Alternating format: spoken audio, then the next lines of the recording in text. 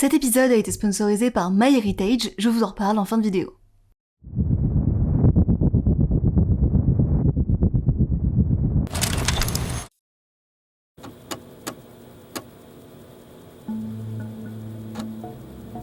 L'hypothèse de la simulation voudrait que notre réalité soit en fait simulée.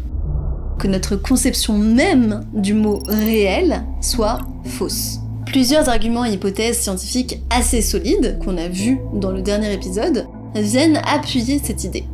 Mais ils ne répondent en aucun cas à une autre question dérangeante, et cette fois-ci beaucoup plus intéressante. Quand on discute de la possibilité que notre univers soit une simulation, lorsqu'on s'imagine par exemple des exercices de pensée tels que celui du cerveau dans la cuve, on implique souvent l'existence implicite d'un simulateur, une entité ou un processus responsable de la création ou du maintien de cette simulation. En fait, ça va de soi. Qui dit simulation dit simulateur. Or, cette idée pose un gros souci. En fait, c'est un peu le même genre de question que celui de « dans quoi l'univers s'étend-il s'il s'étend ?» mais avec une petite vibe un peu théologie en plus. Et la question du simulateur, à titre très personnel, me pose problème, puisque ça revient à créer une sorte de serpent qui se mord la queue, à savoir si notre univers est simulé par quelque chose dans quelque chose, alors toutes les questions qu'on se pose ici s'appliquent aussi sur l'entité de la simulation, qui pourrait être elle-même aussi une simulation. En fait, ça répond à absolument aucune des grandes questions existentielles de notre monde. En gros, c'est reculer pour mieux sauter. Et imaginer qu'il existerait un simulateur, une sorte de dieu créateur, ça ne répond réellement à aucune question fondamentale sur l'origine de la simulation. Et de l'autre côté, il y a une autre option à laquelle on pense beaucoup moins, parce qu'elle est totalement contre-intuitive.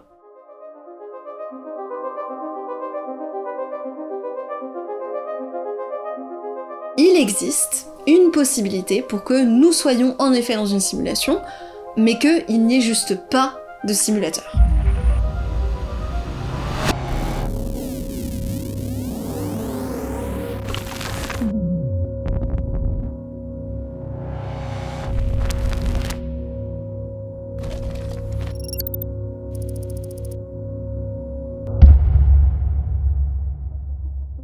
Pour démêler tout ça, il faut revenir à l'origine de la théorie de Bostrom, qui dit que si un jour on est capable de créer une simulation, alors on est dans une simulation tout de suite, là maintenant, c'est quasi sûr et certain. Du coup, ça voudrait dire que on n'est pas la réalité de base. Ça voudrait dire qu'avant nous, il y a eu une autre réalité qui nous a simulés, puis ensuite, on a pu créer nous-mêmes une simulation. C'est ce que Bostrom avance. S'il est possible de créer des simulations, alors les simulations peuvent elles aussi créer un jour des simulations, et celles-ci peuvent elles aussi créer à leur tour après des simulations. Et si on part de ce principe-là, du coup, d'un point de vue juste purement statistique, il y a donc une très haute probabilité qu'on ne vive pas dans la réalité de base. Pour calculer tout ça, on peut utiliser l'inférence bayésienne. C'est une méthode de calcul de probabilité liée à des hypothèses, en gros. Au tout début, on a deux possibilités. Soit on est dans la réalité, soit on est dans une simulation. C'est aussi simple. Soit l'un, soit l'autre. Or, en science, il existe un principe qui veut que, dans un cas où deux possibilités sont également plausibles, comme c'est le cas ici, eh bien, à probabilité égale, on ne peut pas favoriser une alternative plutôt qu'une autre. C'est ce qu'on appelle le principe d'indifférence. Les deux hypothèses, soit on est dans la réalité, soit on est dans une simulation, se valent. La seule chose dont on est certain, c'est que on expérimente le monde et que on existe. Ceci étant, ce monde pourrait aussi bien être la réalité qu'une simulation. On n'en sait rien. 50% simulation, 50% réalité. Et alors, pour l'hypothèse réalité, bah du coup, il n'y a pas de simulation. Ça s'arrête là. Pouf. Finito. Mais bien sûr, c'est pas ça qui nous intéresse. Nous, on va étudier les 50% de chances d'être dans une simulation.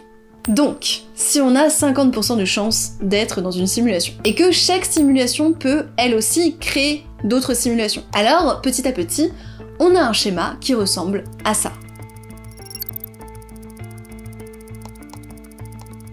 Imaginons que la réalité de base a créé, disons, 4 simulations. On va appeler ces mondes la génération numéro 2. Nous, on serait la génération numéro 1, eux, c'est la numéro 2. Parmi ces 4 simulations, 2 n'ont jamais pu créer de simulation à leur tour. Elles n'ont pas été capables. Mais les deux suivantes sont parvenues à créer elles-mêmes des simulations. Ce sera la génération numéro 3. Et ainsi de suite. Chaque monde crée à son tour des simulations qui créent en retour d'autres simulations, ou alors mettent au monde des simulations qui seront dites nullipares, c'est-à-dire qui ne sont pas capables, qui n'arriveront jamais à créer des simulations. Donc ici, c'est les carrés dans notre petit schéma. Chacun de ces mondes est à un stade d'évolution différent. La réalité de base serait la plus avancée. Et dans cette logique, chaque monde possède un petit peu moins de puissance de calcul que le précédent. Mais alors, si on est dans une simulation, où est-ce qu'on se trouve, nous, dans toutes ces couches de simulation? En fait, on pourrait se retrouver globalement à n'importe quelle génération. On pourrait être là, là, ou même là. C'est juste infini. Pour vous rendre compte de la complexité de la chose, dites-vous que si on repart à nos 50% de chances d'être dans la réalité, eh ben on est dans la réalité et c'est tout. Tout ce qu'on sait, c'est que actuellement, on est dans un monde nullipare, puisque on n'a toujours pas la capacité de créer une simulation.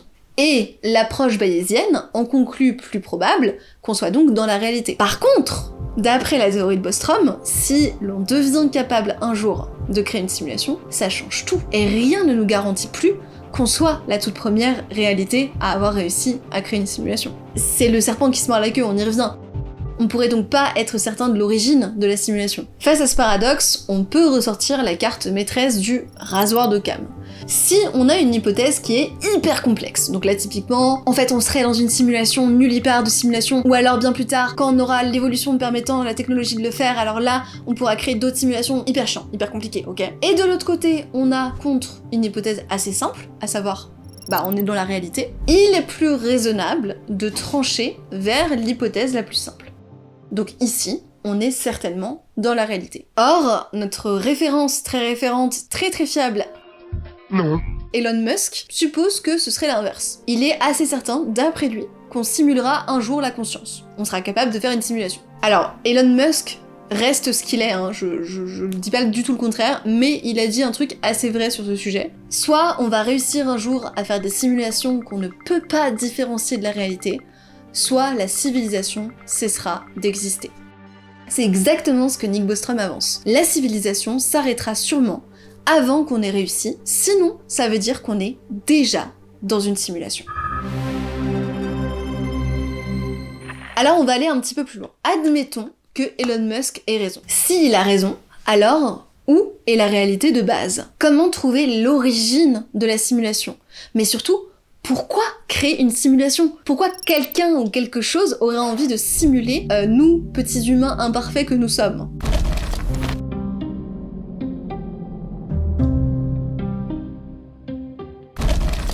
Et là-dessus, les réponses sont multiples. La plus simple serait juste le divertissement. C'est fun, ok? C'est un peu genre la télé-réalité mais en version simulation. Tout comme nous, on joue aux Sims ou à Civilization, on serait le simple produit d'un jeu vidéo ou de quelque chose de divertissant. Ça pourrait également avoir un but pédagogique. On rejouerait notre histoire afin d'étudier le passé et nos ancêtres pour voir comment ils évoluent et quels événements conduisent à tel ou tel résultat. Il y a aussi d'autres théories un petit peu plus farfelues, comme le fait qu'en fait on serait dans une imitation d'une réalité passée pour vivre à un temps idéalisé, car dans la vraie réalité, il n'y a plus de ressources, ou encore pas de monde à coloniser et où on s'ennuie en fait. Ou encore qu'on aurait séparé notre conscience du physique pour continuer de vivre au-delà de la mort, mais nos corps sont dans le futur. On sera en fait dans une arche endormie jusqu'à ce qu'on atteigne notre nouvelle planète. Bref, on peut imaginer autant de jolis récits que notre imagination ne nous le permet. Mais tout ça, ça reste une lecture hyper humaine des choses. Souvenez-vous des épisodes des Revues du Monde sur comment est-ce que les gens du passé nous imaginaient nous. La conclusion de cet épisode, c'était que très probablement juste, ils étaient incapables de concevoir même l'idée de gens du futur. De la même manière, qu'est-ce qui nous dit que on est capable de concevoir ces raisons? Peut-être que ces raisons qui poussent le simulateur ou la simulation à nous simuler sont tout simplement en dehors de notre capacité d'entendement. Notre conscience est peut-être trop peu développée pour comprendre de quoi on fait partie, tant l'entité qui nous simule, si elle existe, a une autre conception de la réalité. Déjà, rien que sur Terre, les humains sont les seuls à prendre un tel recul sur leur existence et à réfléchir à ce degré en fait. Donc peut-être que c'est juste hors d'atteinte.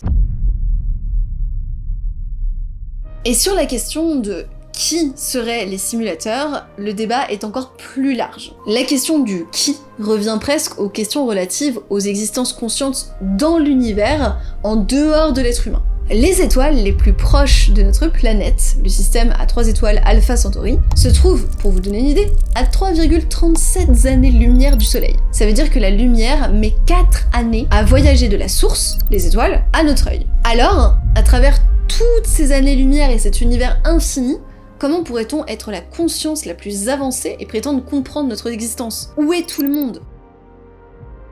Cette question, où est tout le monde, c'est une question hyper connue qui a rendu ce paradoxe très populaire au sein de la communauté des chercheurs. C'est Enrico Fermi, le physicien italo-américain, qui l'a posée lors d'un déjeuner avec ses collègues en 1950. De cette question, nommée plus tard le paradoxe de Fermi, est née plusieurs réflexions pour tenter d'y répondre. Je pense que normalement, si vous suivez cette chaîne, vous êtes déjà bien au fait et vous avez déjà bien assez entendu parler du paradoxe de Fermi, et je vais pas vous faire l'affront de tout vous réexpliquer ici. C'est pas pertinent, il existe plein de vidéos YouTube sur le sujet qui en parlent vraiment très très bien. Donc je me permets de passer un peu rapidement. Retenez juste que si on en suit l'échelle de Kardashev, en observant notre propre progression technologique et notre capacité croissante à créer des simulations de plus en plus sophistiquées, il peut paraître plausible d'envisager l'existence d'une entité ayant atteint un niveau de maîtrise bien supérieur au nôtre.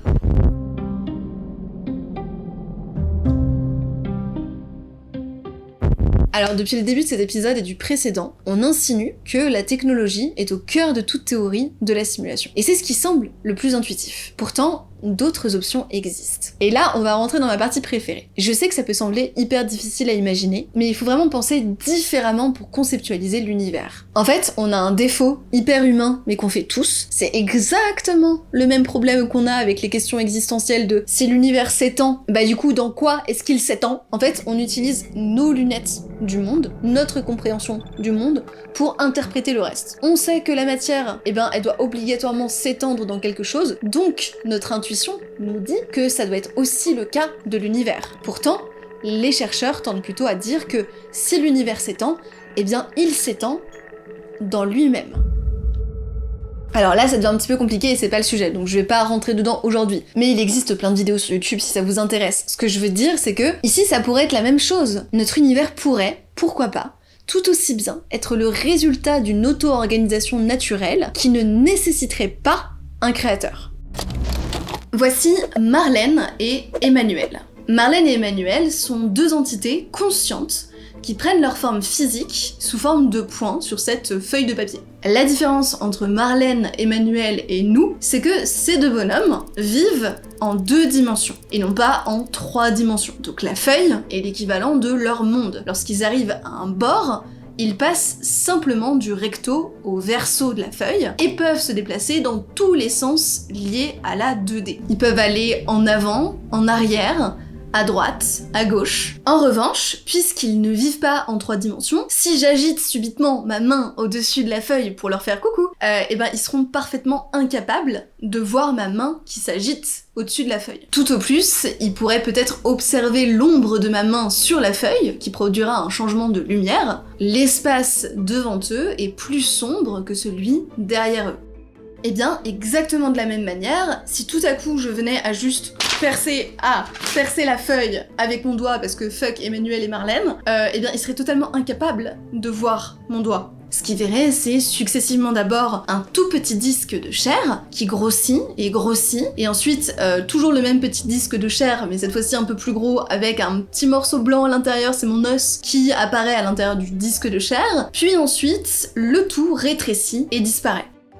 Nos petits personnages, vivant en 2 dimensions, n'auront jamais eu la perception complète du doigt qui traverse la feuille. Et donc, là où ça devient intéressant, c'est que peut-être, à la manière d'Emmanuel et de Marlène, notre perception du monde en 3 dimensions géographiques nous brille-t-elle dans notre compréhension de celui-ci? Une théorie assez célèbre a été avancée et pourrait répondre à cette question. Elle pourrait aussi, dans un idéal de découverte scientifique, correspondre à ce qu'on appelle de façon très vulgarisée la théorie du tout. C'est-à-dire la théorie qui viserait à unifier la compréhension de la création et du fonctionnement de notre univers aux échelles fondamentales. Cette théorie, c'est la théorie des cordes. qui est d'ailleurs parfois assez controversée parce qu'elle est considérée comme purement théorique. On est capable, aujourd'hui, de voir les molécules, les atomes, etc. Mais est-ce que les particules élémentaires, donc les plus petites particules que l'on connaît, qui sont a priori indivisibles, sont forcément les dernières couches de la réalité? Eh bien, en fait, il se pourrait que les particules élémentaires soient en réalité composées d'éléments encore plus petits. Mais à l'heure actuelle, on n'a aucun moyen de les voir, s'ils existaient. Les ondes électromagnétiques qu'on utilise pour voir à l'intérieur sont trop grandes, la lumière ne fait que passer à travers. Il y a des moyens de les regarder en créant par exemple des ondes électromagnétiques plus serrées, mais ça demande tellement d'énergie que l'onde en question altérerait complètement ces particules, voire même créerait un trou noir XPTDR. Et ça crée un problème évident, c'est qu'on n'a absolument aucun moyen de savoir à quoi ressemblent ces petites particules. La base de tout ce qui nous entoure, la base des atomes et des molécules, etc. Mais c'est pas parce qu'on n'est pas capable de les observer qu'on ne peut pas quand même travailler dessus. Donc il a fallu se les représenter. Et c'est de là que vient l'idée que les atomes sont formés de boules. Pour se les représenter, les scientifiques ont adopté le concept de particules ponctuelles. En gros, on imagine que les particules sont tout autant de minuscules petits points. Ça prend pas de volume dans l'espace. Et on dit même parfois qu'elles sont de dimension 0. Et cette façon de les représenter et de les décrire mathématiquement nous permet aujourd'hui d'avoir une très bonne compréhension de l'univers. Alors ce que je suis en train de vous dire vous donne peut-être l'impression que je vous apprends rien. C'est normal, on a toujours été habitué à voir les particules sous forme de petits points comme ça. Et c'est peut-être là qu'on a loupé un truc. Pourquoi est-ce que toutes ces particules seraient forcément des points ? Le modèle standard de la physique des particules est une théorie largement acceptée par les scientifiques. Ça explique l'électromagnétisme, la classification des particules subatomiques, etc. C'est grâce à ce modèle qu'on comprend en gros la matière qui compose l'univers. Il explique quasiment tout. Mais pas tout non plus, genre pas tout. Certains phénomènes restent encore inexpliqué. En fait, il manquerait comme une espèce de pièce de puzzle à l'explication de la gravité, par exemple. On n'a pas trouvé quelle particule élémentaire composerait la matière noire. Donc, on a des théories qui marchent assez bien, mais qui ne collent pas forcément les unes avec les autres.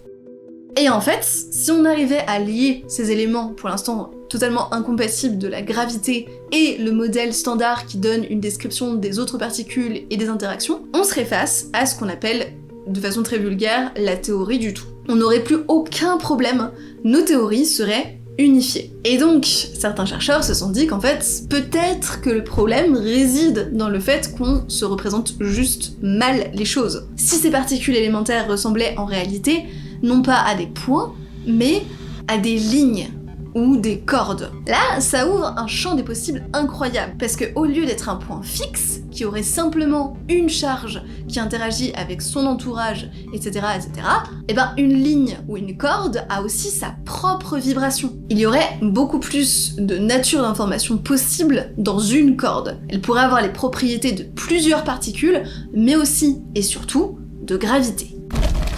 Les différents modes de vibration de la corde correspondent aux différentes particules de matière et de force dans l'univers. Et donc forcément, quand les chercheurs ont commencé à penser à cette idée, c'était grave la hype. Mais, parce qu'il y a toujours un mais, le problème à l'heure actuelle, c'est que la théorie des cordes, hyper jolie, genre en soi très jolie, ça présente bien, mais ça marche pas. Ça marche pas dans le cadre d'un univers où on est en 3 dimensions avec 3 dimensions spatiales et une dimension temporelle. Là, le gros problème, en fait, c'est que les chercheurs se sont rendus compte que pour que la théorie des cordes fonctionne, il faudrait que nous soyons en réalité dans un univers avec un minimum de 10 dimensions.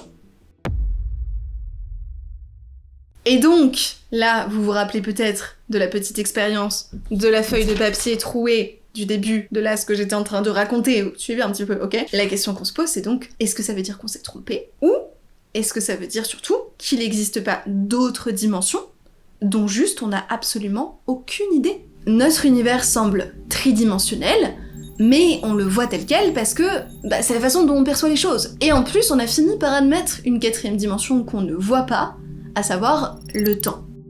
C'est peut-être ce qui nous arrive dans notre univers. Si les cordes existent bel et bien, même si aujourd'hui la recherche est encore au stade totalement fondamental, sans absolument aucune preuve expérimentale, eh bien si on prouve un jour que cette théorie des cordes est valide, et que les cordes interagissent avec 6 autres dimensions, on n'en est simplement pas conscient. Car ces dimensions sont soit indétectables à l'œil nu, soit peut-être au-delà de notre compréhension.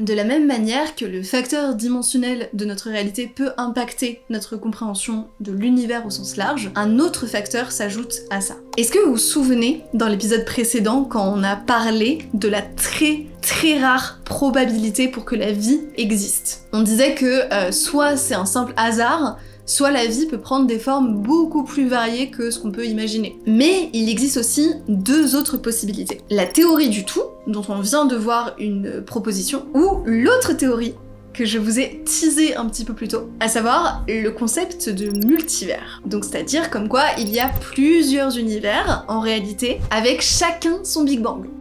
Le concept de multivers, avant d'être un truc totalement claqué là, créé par Mark Zuckerberg, c'est l'idée à la base que notre univers serait en réalité une bulle parmi beaucoup d'autres, qui seraient également d'autres univers autour d'une autre. On pourrait parler d'univers parallèles, d'univers alternatifs, etc. Il s'agirait en fait juste d'un patchwork de plusieurs univers séparés qui seraient liés par les mêmes lois de la physique, ou pas, peut-être pas. C'est une théorie qui a déjà été mentionnée en Grèce antique il y a très longtemps. Il y avait 2 écoles de pensée qui en parlaient. On avait les atomistes au 5e siècle avant Jésus-Christ qui disaient de leur côté que notre monde est un produit accidentel d'atomes qui s'entrechoquent dans un vide infini et que ça donne naissance du coup à plusieurs mondes parallèles aux nôtres. Et il y avait les stoïques qui pensaient plutôt à l'infinité et au fait que l'univers se recycle en quelque sorte et se régénère. La première hypothèse formulée de façon un petit peu plus officielle était par Boltzmann et Zermelo en 1895. Ça a été un tournant majeur parce que le terme philosophique et littéraire de multivers a alors été adopté pour parler très concrètement d'un concept physique. Dans les théories du multivers, il y a aussi l'idée de ce qu'on appelle l'inflation cosmique. Comme une sorte de Big Bang perpétuel, l'univers aurait connu une expansion considérable très tôt dans son histoire. Cette théorie a émergé avec Allen Guth en 1979, mais elle est un petit peu controversée parce que ça touche quasiment à de la philosophie. Au point où George Ellis a dit en 1987, je cite, « La cosmologie approche la frontière où la science n'est plus basée sur des preuves expérimentales et ne fait plus d'hypothèses vérifiables. Une fois que cette frontière est passée, on a quitté le monde de la physique et on entre dans le monde de la métaphysique. » Et en 2007, Bernard Carr publie Univers ou multivers, qui est une collection qui marque un changement hyper important dans le milieu de la science physique, puisque cette théorie est enfin acceptée comme légitime, même par des scientifiques sceptiques. Alors c'est important de noter quand même que l'idée des multivers, c'est a priori indépendant de la théorie des cordes dont on a parlé un petit peu plus tôt. Mais les deux vont assez bien ensemble, pour une raison dont je n'ai pas encore parlé.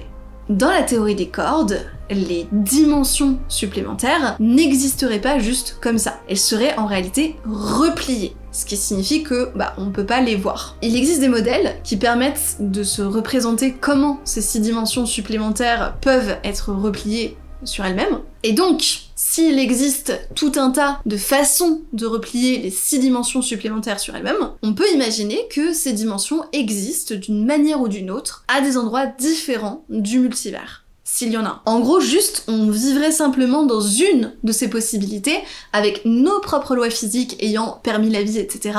Mais potentiellement, il en existerait d'autres. C'est l'idée du string theory landscape. Ce qui nous fait un petit peu revenir aussi à l'argument de l'anomalie statistique, dont on a parlé dans l'épisode de juste avant. On suppose, généralement, qu'un univers si parfait, avec des ajustements si précis pour soutenir la vie, ne peuvent provenir que de raisons physiques précises, plutôt que d'un juste heureux hasard.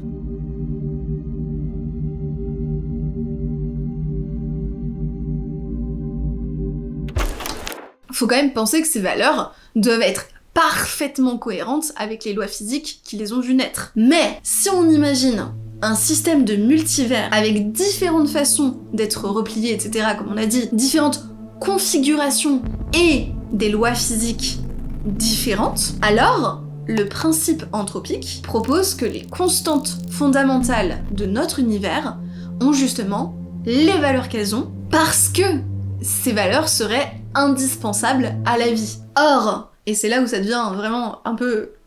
S'il existe tout un tas d'univers où la vie est impossible, eh ben, personne n'est là pour l'observer.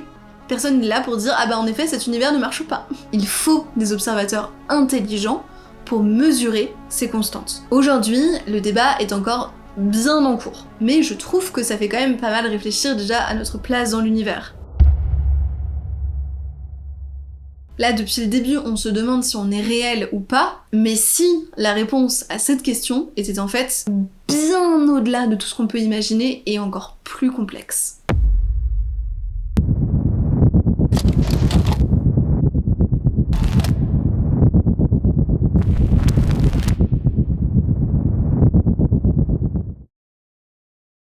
Il existe sur Reddit un subreddit que je suis assidûment parce que j'écrivais cet épisode donc j'en suis venue à suivre ce subreddit etc. et il me fait mourir de rire. Et il s'appelle Simulation Theory.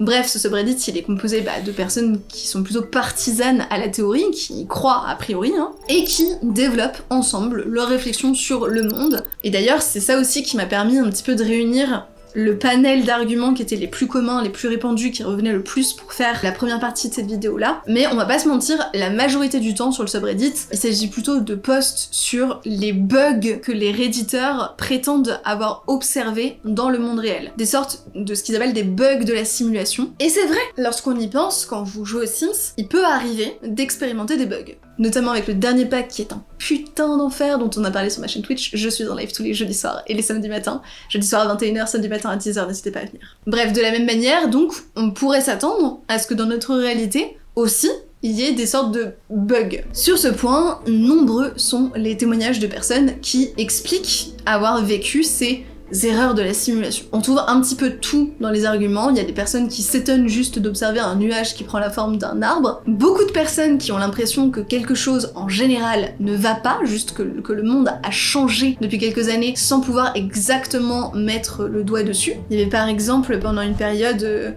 plein de gens qui disaient qu'ils trouvaient que le soleil, enfin que la luminosité générale de l'environnement avait changé par rapport à quand ils étaient enfants. Il y a plein de posts en mode vous trouvez pas que les couleurs étaient plus vives quand on était enfant, etc. Ou encore juste des doublons qu'ils ont observés.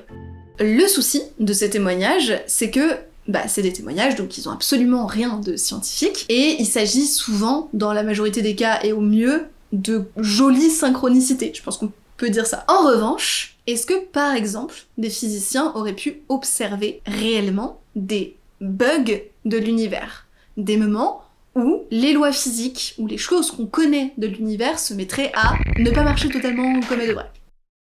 En science, on a plein de théories. Et typiquement, les personnes un petit peu conspi adorent utiliser l'argument de « Ben alors, vous voyez, il y a 100 ans, les scientifiques, ils avaient cette théorie qui aujourd'hui est considérée comme fausse. Donc la science n'est pas fiable ?» Bonjour, nous allons vous montrer, après le mouvement des pièces, les principaux maths. Le but ultime du jeu d'échecs est donc de mater. Je vais vous montrer les coups les plus rapides, aussi bien du côté noir que du côté blanc.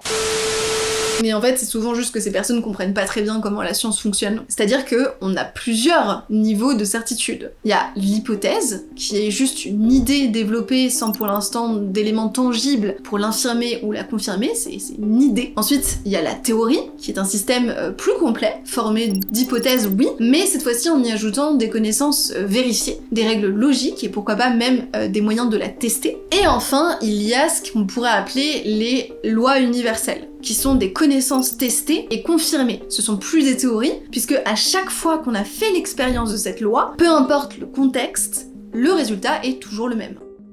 Ça, c'est le plus haut degré de certitude qu'on peut avoir en science. C'est par exemple le fait que, là, si je prends mon téléphone et que je le lâche, je sais qu'il va tomber. Ce n'est pas une hypothèse, je sais qu'il va tomber. Et il n'y a absolument aucun monde, aucune fois où, sur Terre en tout cas, là avec nos conditions actuelles de gravité, le téléphone ne tombe pas. Donc, si vous regardez ces définitions, le principe même d'une théorie, c'est d'être testé ou vérifié, et on dit pas que c'est vrai, on dit pas que c'est faux, on cherche simplement à vérifier ou à infirmer l'hypothèse générale du truc. Aussi, c'est normal que la science évolue sur ces théories. C'est le principe, mais c'est ce qu'on attend en fait. Les certitudes ne sont pas définitives, on considère qu'elles sont vraies jusqu'à preuve du contraire. En revanche, en ce qui concerne les lois fondamentales, comme par exemple la gravité, etc., on considère qu'elles sont vraies tout court, parce que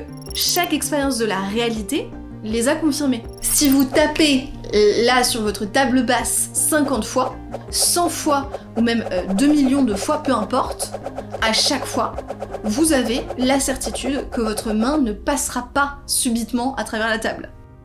Et si c'était le cas, là, en effet, on aurait un sérieux problème.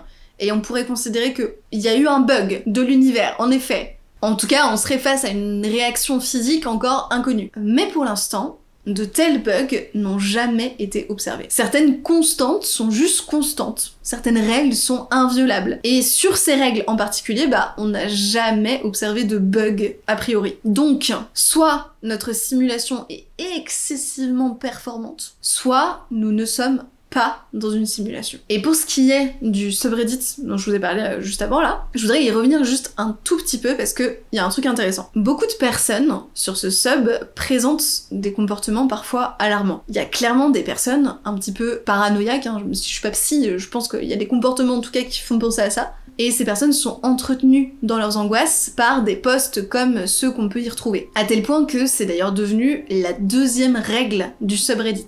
Don't contribute to delusion or paranoia. Donc ne contribuez pas à la délusion ou la parano. Et la troisième règle est don't promote substance use. Ne faites pas la promotion de l'usage de substances illicites. Parce que ce sub, en effet, réunit beaucoup de personnes qui utilisent des substances psychotropes pour tenter de s'échapper de la simulation. Avec par exemple des retours d'expérience sur des drogues assez vénères comme la DMT, etc. Et le souci que j'y vois, et je tenais à conclure cette partie sur ce point, c'est que la nature invérifiable de l'hypothèse de la simulation, dont on parle depuis le début de cet épisode, peut conduire à devenir complètement parano. En fait, à partir de là, tout peut s'expliquer par le prisme d'une réalité simulée. Aussi, je vous demande de prendre ce duo de vidéos avec énormément de recul. Comme on l'a vu, s'il existe des dimensions au-delà de la 3D, alors notre perception est clairement limitée. Dans des dimensions supérieures, les lois de la physique et la nature de la réalité même pourraient être juste radicalement différentes. Et ça rendrait le concept de simulation tel que nous on l'entend, à savoir les Sims, Matrix, juste inapplicable. En somme, on n'a pas du tout assez compris notre univers pour émettre une théorie telle que l'hypothèse de la simulation. Mais cette hypothèse de la simulation découle aussi beaucoup de réflexions philosophiques. On questionne la nature de la réalité elle-même. Et c'est là que la frontière avec la science est très poreuse. Est-ce que la réalité est réellement intrinsèquement quantifiable et définissable? Ou alors nos tentatives pour la comprendre sont-elles juste limitées par notre cadre conceptuel et perpétuel? Pour l'instant, il est clair que ça soulève juste beaucoup plus de questions que ça n'en résout, cette hypothèse de la simulation.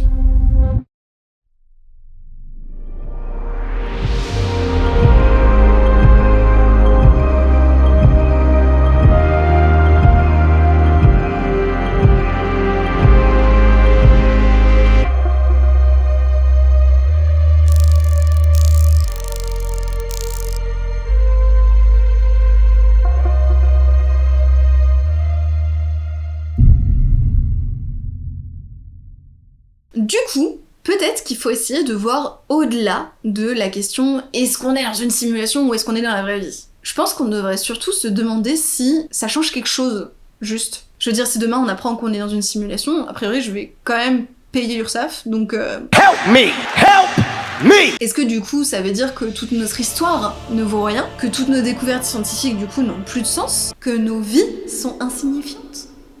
En fait, ça change rien. tout ce qu'on découvre, notre univers, etc., sur nous-mêmes, les expériences que vous faites, votre réalité, tout ça, ça change rien. À notre échelle, en tout cas, tout ce qui nous entoure aura toujours un réel impact, même si on est juste des Sims faits de pixels et dirigés par une entité supérieure, ça changerait rien. Et par ailleurs, le danger aussi de croire dur comme fer à une simulation, c'est de passer à côté de la vraie vie, de se dire à quoi bon si tout cela n'est pas réel? Alors que, dans les faits, tout a l'air très réel pour chacun d'entre nous. En fait, si on est dans une simulation, bah, y a rien qu'on puisse faire. C'est comme ça. Et on doit continuer de vivre comme avant. Peut-être que si vraiment ça se vérifiait, ça nous ferait perdre un petit peu de sens au niveau de l'éthique ou de la morale, parce que quelque part, je pense qu'il y aurait certaines personnes qui se diraient « Ah non mais c'est ok, parce qu'en fait, quand je blesse quelqu'un, il est pas réellement blessé vu qu'on est dans une simulation, etc. etc. » Mais peut-être aussi que juste on arrêterait d'essayer de convenir aux autres, on s'en ficherait un petit peu du regard des autres ou des attentes de la société, juste parce qu'on se dirait « Osef, on est dans une simulation ». Peut-être aussi juste qu'on laisserait tomber nos rêves à long terme, nos projets, nos trucs et tout. On deviendrait hyper YOLO, comme disent les jeunes. Pas du tout, c'est les vieux qui disent ça. Mais en fait, ça résoudrait pas grand chose, puisque au final, on connaît pas le but de nos simulateurs s'il y en a. Ça pourrait être par exemple de garder les éléments importants de l'histoire, et dans ces cas-là, on aurait tout intérêt à essayer de faire la différence et de se faire remarquer historiquement pour pas que les simulateurs arrêtent de nous simuler. Ou alors au contraire, si leur but c'est vraiment juste le divertissement, faudrait qu'on soit encore plus drôle, encore plus violent, pathétique et héroïque, etc. Ou alors peut-être qu'en fait, ils font une expérience sociologique et ils voudraient chercher qui est le meilleur humain. En fait, on n'en finirait pas, ce serait juste un enfer. On finit un peu sur une note philosophique qui sort du cadre scientifique, mais toutes ces théories nous prouvent simplement qu'il est important de se concentrer sur la réalité perceptible et ses défis, et de toute façon, qu'on soit simulé ou non, demain le jour se lèvera à nouveau, on va devoir quand même continuer à payer l'URSSAF. Help me! Et accessoirement, peut-être que vous continuerez à regarder mes vidéos sur YouTube. Donc au final, ça change rien. Merci à tous d'avoir regardé ces 2 épisodes. Mais c'était intéressant de cogiter là-dessus. La seule chose que je retiens à titre personnel, c'est juste que ça aurait été agréable de se faire un peu bouillonner le cerveau avec des imaginaires qui nous sortent de la conception classique de ce qu'on considère comme la réalité. Et avant de se quitter, on regarde bien jusqu'à la fin, je mets les promos en fin de vidéo, donc regardez-les pitié. Je sais pas si vous voyez ce que je veux dire, mais dans les Sims, il existe une sorte d'arbre généalogique où on peut remonter sur des générations et des générations pour voir tous les Sims qu'on a joués. Et bien sachez que si on vit dans une simulation, il est possible de faire exactement la même chose, à savoir retracer son arbre généalogique jusqu'à des centaines et des centaines d'années, grâce à notre sponsor du jour, MyHeritage. Avec ses 90 millions d'utilisateurs et 19 milliards de registres historiques, cette plateforme offre une manière efficace de construire votre arbre généalogique et d'explorer l'histoire de votre famille. En ce qui me concerne, j'ai pu notamment découvrir une anecdote hyper flippante. Alors toute l'histoire commence au siècle dernier. Ma mère est née de parents vivant en France, ok? Tout comme mon père. Cependant, il y a un petit problème. Ma généalogie est un petit peu floue. Côté paternel, c'est un vrai casse-tête parce que grosso modo, il est fâché avec tout le monde.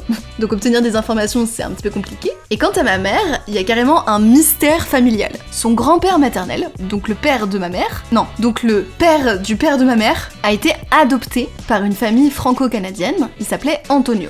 Donc, petit bébé brésilien, adopté par une famille franco-canadienne, sauf que, petit problème, le bébé est blanc. Pas du tout dans les caractéristiques physiques classiques brésiliennes. Et alors là, je vous vois venir, un petit bébé blanc, blond, né de parents inconnus au Brésil, on va y revenir dans un instant. Ça signifie que je connais finalement que très peu mes racines. J'ai donc essayé de comprendre mes origines grâce aux outils de MyHeritage. Et même si vos connaissances sont limitées sur l'origine de votre famille, parce que comme moi, vous êtes brouillé avec tout le monde ou peu importe, MyHeritage peut vous aider à dénicher de nouveaux ancêtres et des documents sur vos aïeux avec un minimum d'effort. Avec les outils du site, j'ai pu par exemple découvrir l'origine de mon nom de famille, Danger. Car oui, je le dis souvent mais il y a des gens qui savent pas, ils pensent que c'est un pseudo, mais c'est vraiment mon nom de famille. Attendez, bougez pas.